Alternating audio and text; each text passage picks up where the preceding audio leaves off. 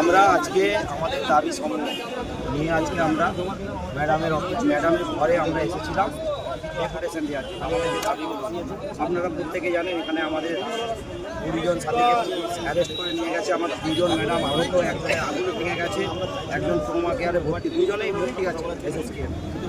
যেটা খুব দুর্ভাগ্যজনক, আমাদের কাছে পুলিশের ব্যবহার আমাদের কাছে খুব দুর্ভাগ্যজনক হয়েছে। যাই হোক, ওনারা নিয়ে গেলেন আমাদের, আমরা কথা বললাম, আমরা 4 জন প্রতিনিধি 5 জন গেছিলাম। ওনারা এটা প্রতিশ্রুতি দিয়েছেন যে আমাদের দাবিগুলো ওনারা শিবমোড় দপ্তরে পৌঁছে দেবেন।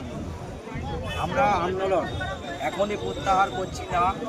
আমাদের সাথীরা যাদেরকে অ্যারেস্ট করা হয়েছে তাদেরকে ইমিডিয়েট এখানে নিয়ে আসুক। তারা আসলে আমরা এখানে আন্দোলনের পরবর্তী কর্মসূচি ঠিক করব, তারপর আমরা জানিয়ে দেবো আমরা চলুন ঠিক করছি।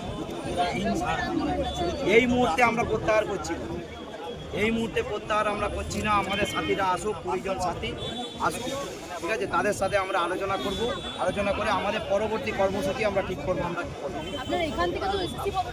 না, আমরা এখন এসএসসি ভবনে যাওয়ার কথা এখন এই মুহূর্তে আমরা ভাবছি না। আমাদের সাথীরা আসুক, আমরা এখানে আলোচনা করব, আমরা আলোচনা করে ঠিক করব আমরা কী করব, তারপর আমরা আপনাদের জানাবো আমরা কী করছি।